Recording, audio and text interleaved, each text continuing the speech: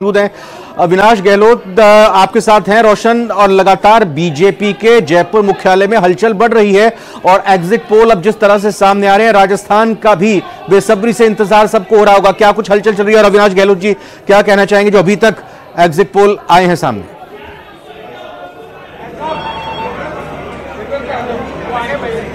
रोशन, आप तक आवाज पहुंच पा रही है? आप टीवी स्क्रीन पर हैं और हम ये जानना चाह रहे हैं कि अविनाश गहलोत क्या कह रहे हैं, उनकी प्रतिक्रिया क्या है?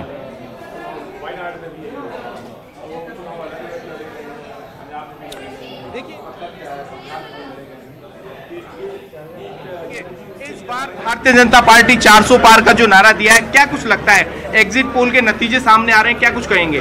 देखिए, 400 पार का नारा देश की जनता ने दिया है, राजस्थान की जनता ने दिया कि इस बार 25 सीटें फिर से लोकसभा की भारतीय जनता पार्टी जीतेगी और 400 का नारा निश्चित ही 4 तारीख को 4 बजे के आसपास पूरा होगा और नरेंद्र मोदी फिर से देश के प्रधानमंत्री बनेंगे। देश की जनता मोदी के साथ में है।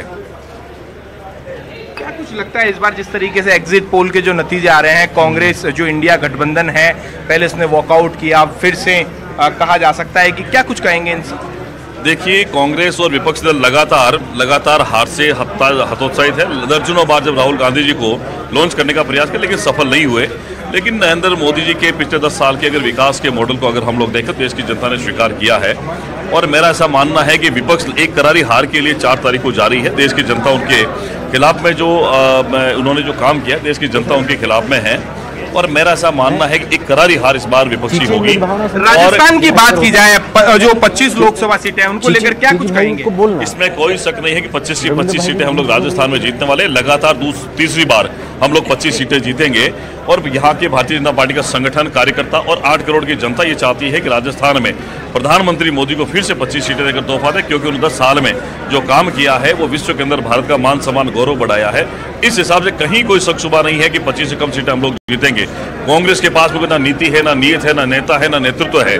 ये एक ऐसी पार्टी हो गई है जो अपने परिवारवाद के कारण, तुष्टिकरण के कारण लगातार इसका पतन हो रहा है। तो मैं सोच रहा हूँ कि सबसे करारी हार इस बार होगी और मोदी जी को तीसरी बार प्रधानमंत्री बनने से कोई नहीं रोक सकता।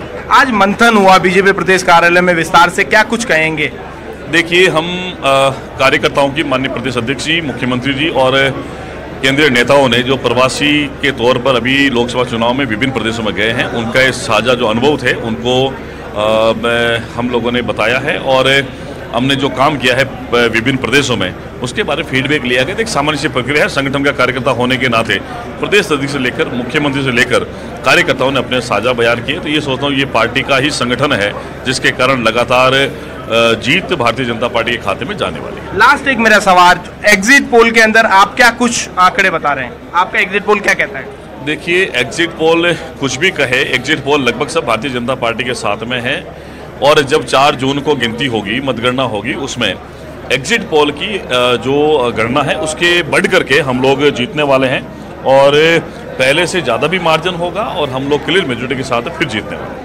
तो देखिए रविंद्र, ये थे हमारे साथ मंत्री अविनाश गहलोत। इन्होंने कहा है कि राजस्थान में एक बार फिर से भारतीय जनता पार्टी है जो हैट्रिक लगा रही है। कुल मिलाकर बीजेपी इस बार फिर से दावा कर रही है कि जो भारतीय जनता पार्टी है वो 400 पार करेगी। लेकिन देखना ये होगा कि जब 4 जून को नतीजे आएंगे तो क्या कुछ नतीजे रहने वाले हैं। रविंद्र, बहुत बहुत धन्यवाद, बहुत बहुत शुक्रिया। तो यहाँ हमारे सहयोगी रोशन शर्मा ने मंत्री अविनाश गहलोत से बात करके उनको सुना आपने भी कि उनका ये पूरा दृढ़ विश्वास है कि सारी की सारी सीटें उनके पास आने जा रही हैं। भरत मेघवाल जी, मैं आपसे जानना चाहूंगा, वैसे तो हम सभी से कोशिश करते हैं कि पूछें, राजस्थान का इंतजार एग्जिट पोल का जनता को भी है, आपको भी है, लेकिन आपका अपना एग्जिट पोल क्या कहता है? राजस्थान में कांग्रेस की कितनी सीटें आ रही हैं और कौन कौन सी? देखिए, निश्चित तौर पर राजस्थान में अगर बात की जाए तो चाहे चूरू हो, झुंझुनू हो, सीकर हो, सवाई माधोपुर है, दौसा है। दौसा में हमने देखा कि किस तरीके से किरोड़ी लाल मीणा जी ने कह दिया कि मैं मंत्री पद को त्याग दूंगा। फिर उन्होंने एक स्टेटमेंट दिया कि मुझे 7 सीटों की जिम्मेदारी दी थी, अगर एक सीट भी अगर हम हार गए तो मैं उसको अपने मंत्री पद को त्याग दूंगा। भरतपुर सीट को आप ले लीजिए, बाड़मेर को ले लीजिए, जो सीटें हैं इन सब सीटों में कहीं ना कहीं यह है कि कांटे की टक्कर है और भारतीय जनता पार्टी को यहां से पता है कि वो लूज होते जा रहे हैं। क्योंकि उसका सबसे बड़ा कारण आप देखिए, जो प्रदेश के बड़े नेता थे, चाहे वो पूर्व मुख्यमंत्री वसुंधरा राजे जी रही, वो नदारद रही। अगर जाट समुदाय की बात की जाए तो भारतीय जनता पार्टी में जो सतीश पूनिया जी थे उनकी अवहेलना की गई, उनको प्रभारी लगाकर पंजाब भेज दिया गया और फिर यहाँ पर जो राजस्थान में जरूरत थी वहां ये आए नहीं। राजेंद्र राठौड़ और जिस तरीके से चूरू में जो राहुल कसवा जी थे उनकी जो अदावत रही, वो अदावत का भी वहां पर कितना बड़ा फैक्टर रहा वो देखने को मिला। तो कहीं ना कहीं राजस्थान में भारतीय जनता पार्टी को यह अनुमान है कि वो जो इस बार हैट्रिक की बात कर रहे थे, 25 से 25 सीटों की बात कर रहे थे, वो दूर दूर तक नजर नहीं आ रहा। और इस बात को अमित शाह जी ने भी जब यहाँ होटल ललित में इनकी प्रेस कॉन्फ्रेंस थी उसमें भी इन्होंने कहा कि हो सकता है राजस्थान में 25 से 25 सीटें ना जीते लेकिन हम सरकार बनाएंगे। तो निश्चित तौर पर देखिए, मैं आपको भी पहले ये कह रहा था कि 443 में से जो 90% स्ट्राइक रेट का आंकड़ा था वो राजस्थान में ही नहीं पूरा हो पा रहा, मध्य प्रदेश में पूरा नहीं हो पा रहा। तो ये इस बार सरकार बनाने की स्थिति में नहीं है। नागपुर में भी हमने देखा कि किस तरीके से आरएसएस ने इनसे अपना हाथ छीन लिया और अंदर खाने कहीं ना कहीं ये बात जरूर चल रही थी कि इस बार जो आरएसएस है वो भी भारतीय जनता पार्टी के साथ नहीं है, क्योंकि जो तानाशाही प्रवृत्ति माननीय प्रधानमंत्री जी ने अपनाई थी उसका ये परिणाम रहा कि जो वोटिंग का प्रतिशत पहले चरण में कम हुआ, राजस्थान में दूसरे चरण में भी अथक प्रयास किए गए इलेक्शन कमीशन के द्वारा, लेकिन फिर भी वोटिंग का प्रतिशत कम रहा।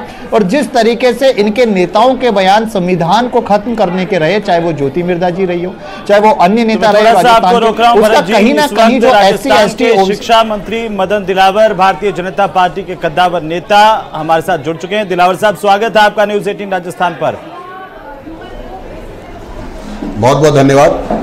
दिलावर साहब, एक एक करके आज एग्जिट पोल के आंकड़े हम जारी कर रहे हैं। राजस्थान के अभी कुछ ही देर में आंकड़े जारी होंगे, लेकिन आपको कितनी उम्मीद है? एक कमेंट चाहता हूं ओवरऑल देश की स्थिति को लेकर के और राजस्थान की स्थिति को लेकर के, क्या 400 पार या सिर्फ नैया पार? आज राजस्थान में भारतीय जनता पार्टी के जो कार्यकर्ता देश के कोने कोने में प्रचार करने के लिए गए थे, उनकी रिपोर्टिंग हुई थी। उस आधार पर देश भर में जबरदस्त उत्साह चुनाव में था और ऐसा कोई प्रदेश नहीं है जहां हम पहले से ज़्यादा सीटें जीतकर नहीं आएंगे या पहले से ज़्यादा मतों से नहीं जीतेंगे।